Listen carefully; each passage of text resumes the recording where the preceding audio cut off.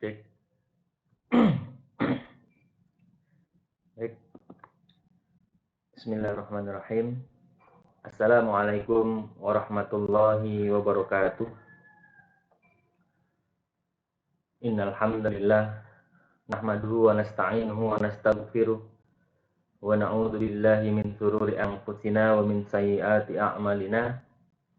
Man yahdihillahu fala mudhillalah wa man yudlilhu fala hadiyalah. Asyhadu an la ilaha illallah wa asyhadu anna Muhammadan abduhu wa rasuluhu. Rabbi syrah li sadri wa yassir li amri wahlul 'uqdatam min lisani yafqahu qawli. Pertama-tama mari kita panjatkan puja dan puji syukur kita kehadirat Allah Azza wa Jalla yang masih memberikan kita nikmat nikmat iman, nikmat Islam, nikmat kesehatan, kekuatan, kesempatan, sehingga pada kesempatan kali ini kita dapat melanjutkan insyaallah perkuliahan kita pada mata kuliah usul fiqh for economic atau usul fiqh for banking pada Sekolah Tinggi Ilmu Ekonomi Syariah Imam Asy-Syafi'i Pekanbaru.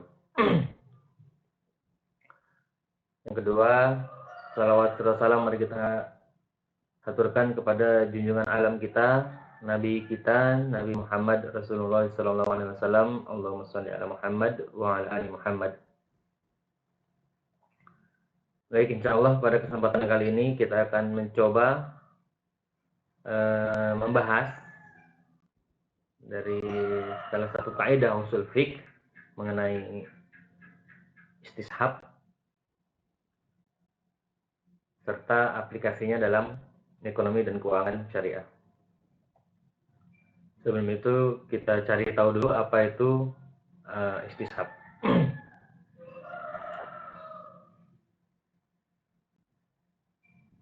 Definisi istishab.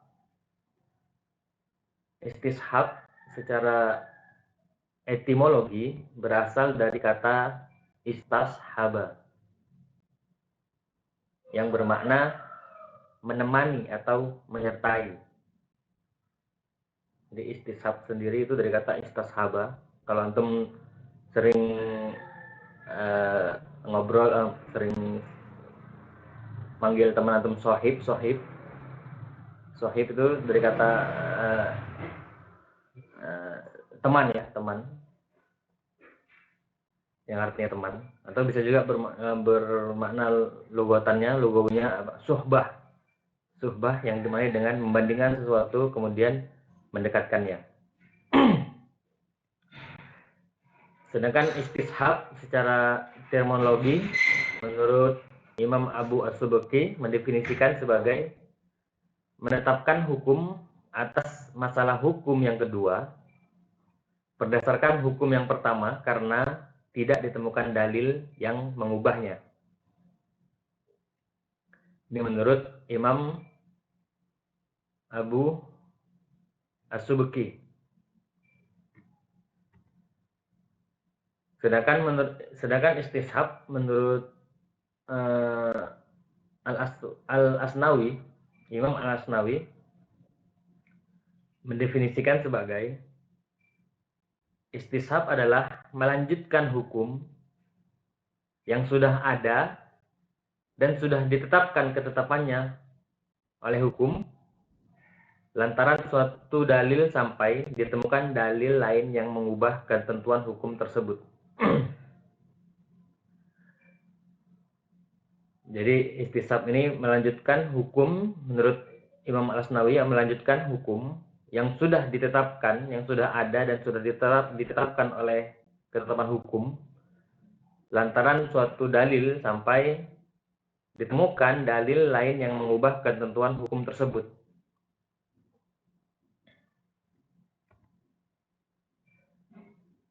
Atau definisi lain, istishab adalah segala hukum yang ditetapkan pada masa lampau dinyatakan masih tetap berlaku pada masa sekarang kecuali kalau ada yang mengubahnya. Jadi istishab itu masih memakai dalil yang lama dan menetapkan dalil yang lama sebagai hukum, sebagai dalilnya, dinyatakan tetap sampai sekarang, kecuali ada dalil yang mengubahnya bahwa hukum tersebut tidak bisa berlaku lagi atau tidak berlaku lagi. Gitu. Kemudian ada kaidah fikih tentang istishab. Yang pertama ada al-aslu baqa makana ala makana hatta yasbuta ma yughayyiru.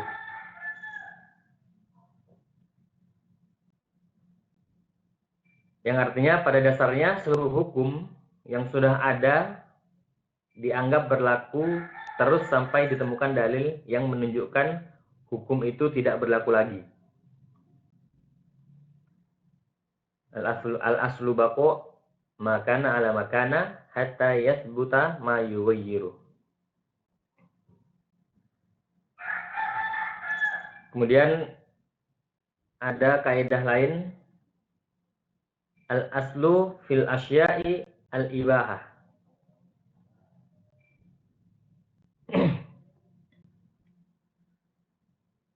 Pada dasarnya dalam hal-hal yang sifatnya bermanfaat bagi manusia itu hukumnya adalah dibolehkan.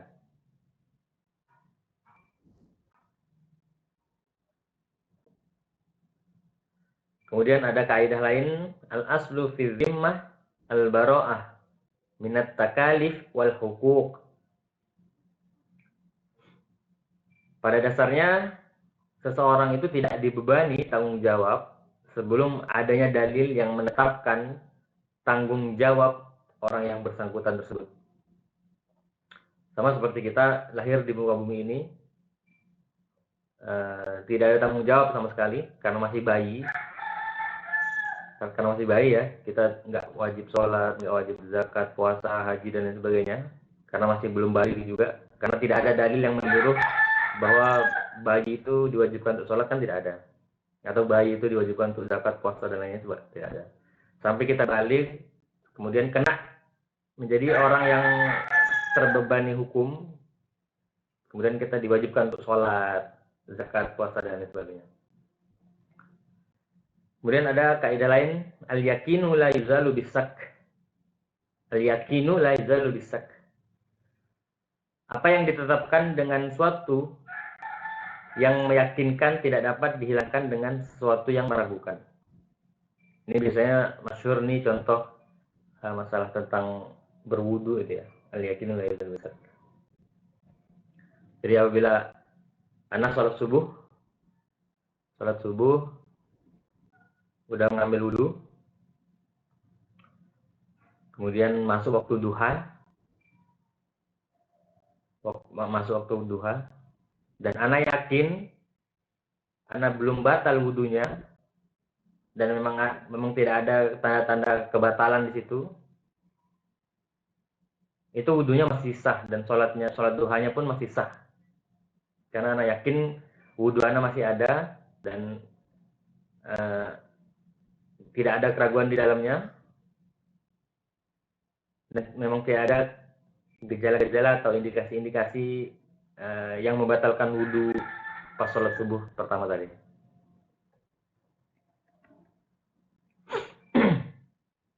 Kemudian ada macam-macam istishab. Ada istishab al-ibanah al-asliyah. Kemudian ada al-istishab al-bara'ah al-asliyah. Al-istishab maklub atau pembalikan. Kemudian ada al-istishab al-wasfi as-sabiti.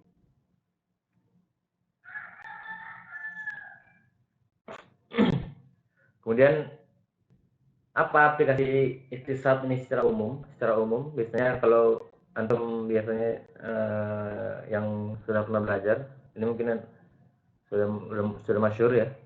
Contohnya apabila seseorang telah berwudu untuk melaksanakan sholat subuh yang tadi yang saya katakan, maka dalam keadaan telah wudu tersebut masih diperhitungkan keberadaannya pada waktu ia akan melaksanakan sholat duha.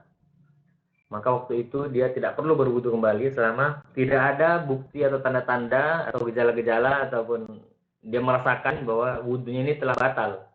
buang angin kah, atau dia segala macam yang membatalkan wudhu, dan dia yakin seyakin-yakinnya masih ada wudhu dan belum batal, maka sah untuk melaksanakan sholat duha. Kemudian contoh lain, jerapah. Jerapah tidak dijelaskan status halal haramnya dalam Al-Quran maupun hadis. Dan di sini jerapah ini tidak ada memiliki sifat-sifat yang jerapah ini tidak memiliki sifat-sifat hewan yang telah dijelaskan hukum keharamannya. misalnya buaskah atau bertaringkah atau najis dan lain sebagainya, tidak ada dalam jerapah tersebut. Berdasarkan hal ini, berdasarkan istishab, ulama menghalalkan yang namanya jerapah. Contoh lain, ketika seseorang hendak berpuasa, kemudian ia makan sahur, dan dia ragu apakah waktu makan sahur ini masih ada atau sudahkah masuk waktu puasa. Dalam kasus ini, puasa tersebut dianggap sah sebab ia meyakini bahwa waktu itu merupakan waktu masih sahur. Waktu sahur. Contoh sebaliknya, kalau dia meyakini bahwa pas sahur itu dia makan sahur, dia meyakini bahwa waktu itu udah waktu puasa, maka dia tidak sah puasa tersebut.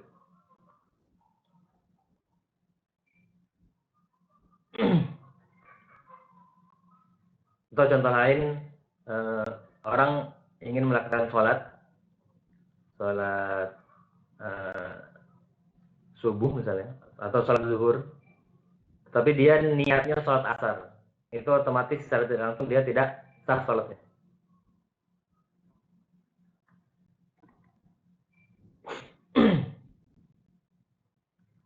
Kemudian, apa aplikasi istishab dalam ekonomi dan keuangan syariah? Ini contohnya ini alur nanti ya, mungkin ada 2 kasus di sini. Pertama, ada istishab terbebasnya tanggungan pada pembayaran kartu kredit. Contoh, alur. A bekerja sebagai debt collector. Ini ya, perlu disimak ya. A bekerja sebagai debt collector, menagih pelunasan kartu kredit senilai 357 juta. Jadi A, debt collector, dia menagih kartu kredit, pelunasan kartu kredit sebesar 357 juta atas transaksi hari Kamis 6 Agustus 2015 kepada B. Jadi yang punya kartu kredit ini B ya. Dan A menagih ke B atas transaksinya pada hari Kamis 6 Agustus 2015 sebesar 357 juta. Namun B membantah bahwa dia tidak pernah memakai kartu tersebut sebanyak nilai yang tertera, yaitu 357 juta tadi, dengan alasan dia sedang di luar negeri pada hari Kamis 6 Agustus 2015 tersebut. Jadi si B ini membantah bahwa dia nggak pakai uang sebanyak itu di kartu kreditnya, padahal dia lagi di luar negeri juga kan, seperti itu. Dia membantah si B. Setelah ditelusuri, ternyata ditemukan transaksi yang tidak sesuai dengan alinea pengguna kartu. Dan dinyatakan pihak yang berwenang bahwa kartu tersebut telah dihack oleh hacker.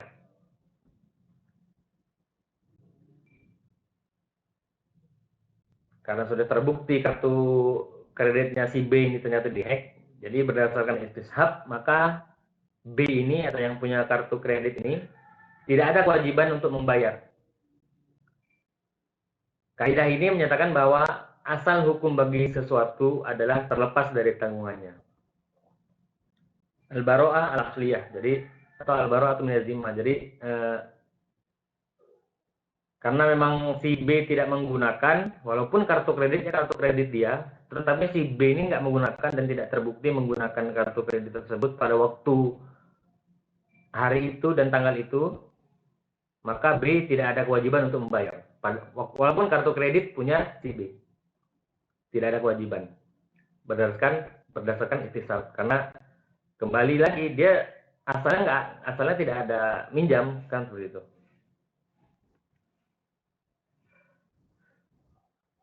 Lanjut ke alur ceritanya, contohnya istishab maklub pada pidana hacker. Berbalik ya. Kemudian ini, lanjut ya. Tadi A, B udah kelar, B tidak bersalah, hanya debt collector. Kemudian C tertuduh sebagai hacker yang membobol sekuritas penyediaan layanan kartu kredit. C tertuduh nih ya, masih tertuduh sebagai hacker yang membobol sekuritas penyedia layanan kartu kredit. Hal ini dibuktikan bahwa email hacker yang ditemukan itu atas nama si C. C tertuduh ya sebagai hacker. Karena apa? Karena emailnya itu punya atas nama C. Kemudian dalam penyelidikan, C ini mengaku baru menguasai teknologi informasi. Dan email pun dibuatkan oleh istrinya, contoh. Dan dia juga mengaku meminjamkan laptop kepada D atas kesaksian E dan F. Jadi C kan tertuduh nih, karena email yang dibuat untuk menghacker kartu kredit tersebut, emailnya si C. Tapi C membantah bahwa dia itu nggak menguasai teknologi, karena baru menguasai teknologi, dan email pun dia masih dibuatkan oleh istrinya si C nih. Dan dia juga mengaku bahwa dia telah meminjamkan laptop kepada si D atas kesaksian E dan F. Jadi memang ada saksinya E dan F ini bahwa si C ini telah meminjamkan laptop dia ke D. Sementara D tidak bisa menghindar bahwa dia yang memakai laptop C dan terbukti bahwa dia ahli dalam bidang teknologi informasi laboratorium di sekolahnya. Otomatis dengan demikian, penetapan hukum berdasarkan istishab adalah menetapkan D sebagai tersangka pembobol sekuritas kartu kredit milik Bapak B. Jadi dalam kasus ini kita bisa ambil kesimpulan bahwasanya walaupun kartu kredit punya Bapak B, kemudian email yang digunakan itu emailnya Bapak C, tetapi B dan C ini memang tidak bersalah dan tidak mengambil uang sebanyak 375 juta tersebut. Ternyata yang mengambil D, maka D lah yang menjadi tersangka. Seperti itu. Jadi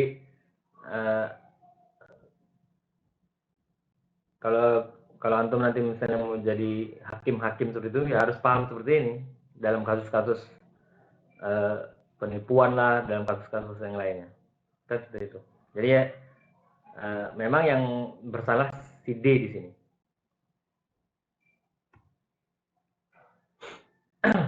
Atau ada contoh lain istishab, hukum asal hybrid kontrak atau multi akad ya kalau biasanya orang menyebut multi akad. Di era transaksi keuangan modern yang semakin kompleks, dibutuhkan desain kontrak akad dalam bentuk kombinasi beberapa akad yang disebut dengan hybrid kontrak atau multi akad. Atau biasa disebut al-uqud al-muraqabah. Bentuk akad tunggal sudah tidak mampu lagi merespons transaksi keuangan kontemporer seperti sekarang. Dr. Mabit Al-Jarhi, mantan Direktur Islamic Development Bank, pernah mengatakan kombinasi akad di zaman sekarang adalah sebuah keniscayaan. Menurut studi komprehensif terhadap 3 buah hadis yang melarang 2-in-1, dapat disimpulkan bahwa syariah hanya membatasi larangan itu untuk beberapa kasus saja dan membolehkan dalam ruang lingkup yang sangat luas. Jadi, antum tahu dalam ekonomi syariah ada yang pernah dengar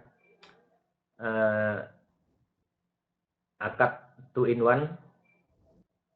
Jadi dilarang transaksi 2 akad dalam satu transaksi itu. Itu memang benar bisa diharamkan, tetapi juga ada juga yang halal ternyata. Akad 2 in 1 ini. Memang ada 3 buah hadis Nabi Rasulullah SAW yang menunjukkan larangan penggunaan hybrid kontrak. Ketiga hadis tersebut berisi larangan pertama, bai' dan salaf. Kedua, larangan bai'ataini fi bai'atin. Dan ketiga, larangan safqataini fi safqatin. Jadi ada yang berpendapat bahwa 3 hadis tersebut ada bai' dan salaf, kemudian bai'ataini fi bai'atin, kemudian safqataini fi safqatin. Antara bai'ataini fi bai'atin dan safqataini fi safqatin ini intinya sama satu, walaupun redaksinya sama. Kemudian ada bai' dan salaf. Jadi ada 2 larangan di sini. Ada 2 larangan. Contohnya bai' dengan salaf. Jadi Rasulullah SAW itu melarang jual beli, akad jual beli ditambah dengan hutang. Jadi dilarang jual beli ditambah dengan hutang.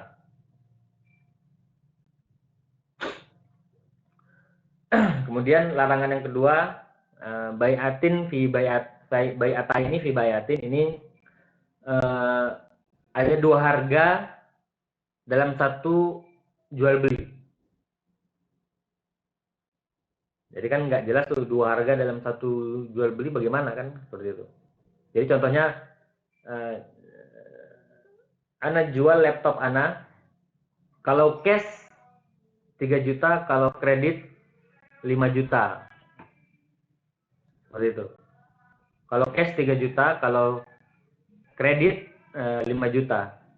Kalau akadnya jelas, ada yang mau beli laptop ana secara kredit, harganya 5 juta, itu diperbolehkan. Jelas, saya mau beli secara kredit saja. Harganya 5 juta. Oke, beli. Dia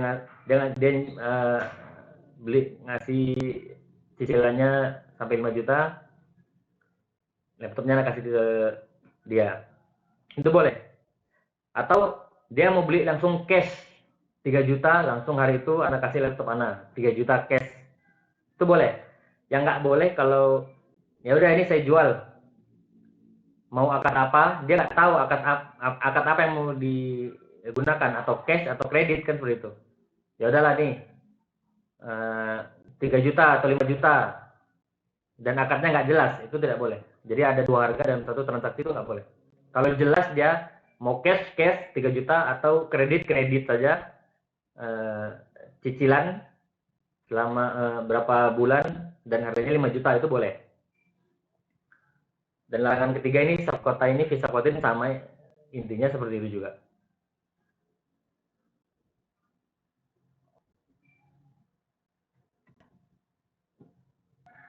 Mayoritas ulama Hanafiyah, sebagian berpendapat ulama Malikiyah, ulama Syafi'iyah dan Hambali berpendapat bahwa hukum hybrid kontrak ini adalah sah dan diperbolehkan menurut syariat Islam.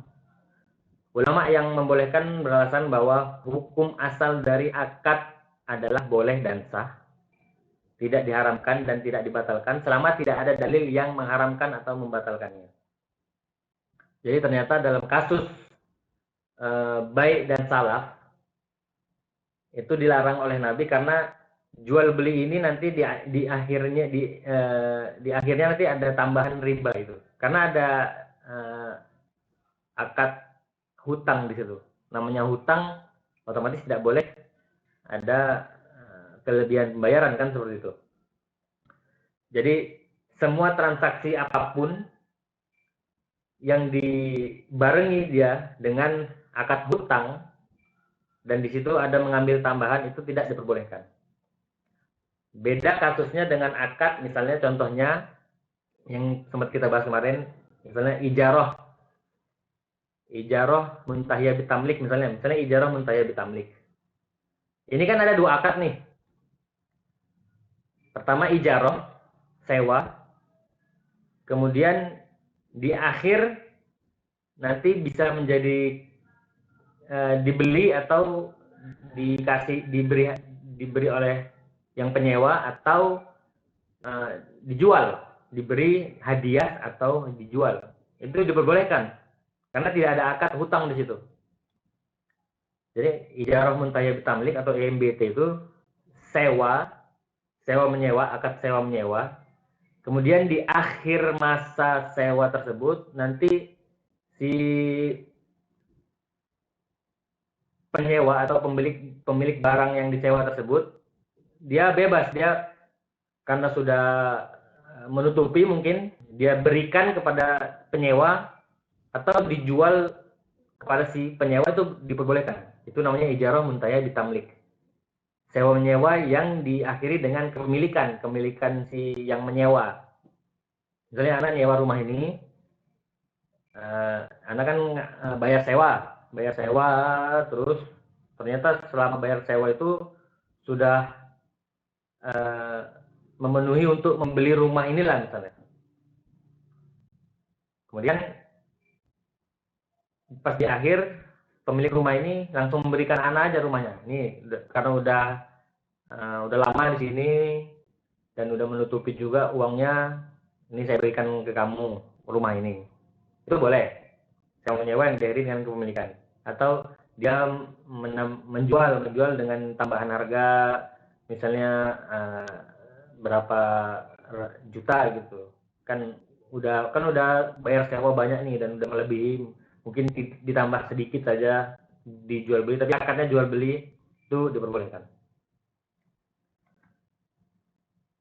Itu hybrid kontrak juga ya, maksudnya ijarah muntahiyah bitamlik, ijarah mau sufah fi zimmah kemarin yang kita itu juga. Itu kan dua akad juga, akad ijarah dengan salam. Kecuali menggabungkan dua akad yang menimbulkan riba atau menyerupai riba, seperti menggabungkan akad qard dengan akad lainnya. Akad qard kan hutang dengan akad lainnya, utang dengan ijarah, jual beli dengan hutang, sewa dengan hutang, rahan dengan hutang, semua yang dengan hutang dan mengambil keuntungan di situ, itu tidak diperbolehkan. Demikian pula menggabungkan jual beli cicilan dan jual beli cash dalam satu transaksi. Nah, yang tadi yang saya ucapkan, kalau dia jual beli dengan akad cicilan saja, jelas cicilan itu diperbolehkan, atau cash saja itu jelas diperbolehkan. Tapi kalau menggabungkan jual beli cash dengan cicilan kan nggak masuk akal ya. Maksudnya harganya berapa jadinya kan seperti itu. Kan ada dua harga di situ. Cicilan harganya sekian, cash harganya sekian. Kan nggak jelas kan. Itu tidak boleh. Atau prinsip atau contoh lain dari istishab, pada dasarnya setiap orang itu terbebas dari tanggungan. Contoh, fulan mengklaim bahwa fulanah memiliki hutang sebesar 100.000. Fulan mengklaim bahwa fulanah memiliki hutang ke fulan sebesar 100.000. Tetapi fulanah tidak mengakuinya. Dalam hal ini yang dimenangkan adalah pihak fulanah. Karena apa? Karena pada dasarnya fulanah terbebas dari tanggungan hutang kepada fulan.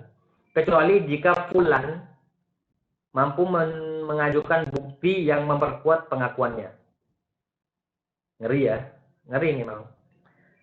Jadi antum kalau misalnya mau menghutangi teman antum, kalau bisa adalah bukti kwitansi kah atau hitam di atas putih, materai dan sebagainya, untuk menjadi bukti bahwa dia menghutangi kita gitu. Ngerti nggak ya? Bahwasanya orang itu telah berhutang kepada kita dan ada bukti kertas di atas materai segala macam, ada bukti. Sebab kalau tidak ada bukti yang memperkuat itu, dia bisa mengklaim dia tidak menghutang kepada kita. Seperti itu. Dia yang kalau di pengadilan dia yang dimenangkan karena memang nggak ada bukti. Kan banyak tuh contoh kasus-kasus sekarang tuh nggak ada bukti, walaupun apa, kalau masalah di akhirat nanti nggak, kurang wallahu alam ya, itu masalah hutang nanti dia sama Allah mungkin apa nyawanya tidak apa nyawanya tidak diterima dan lain sebagainya, mungkin itu beda urusan. Masalahnya kalau di dunia ini, kalau memang tidak ada buktinya kalau dia menghutangi kita, ya kita mau nggak mau ya harus terima dia nggak bayar hutang ke kita kan gitu. Urusan dunia, urusan di akhirat nanti, masalah dia sama Allah beda beda lagi kan, seperti itu. Jadi kalau antum mau mengutangi kawan antum, kalau bisa saran anda jangan mengutangi uang. Kalau bisa barang-barang saja kalian hutangkan, jangan uang. Kemudian tulis, uh, ada buktinya, kwitansi atau materi dan sebagainya. Itu untuk memperkuat saja. Jadi nanti kalaupun dia ngeklaim dia tidak mempunyai hutang dengan kita, kita ada bukti bahwa ini ada tantanganmu, ini ada tantanganku. Kita sudah bersepakat bahwa kamu menghutangi saya kan gitu. Jadi ada bukti.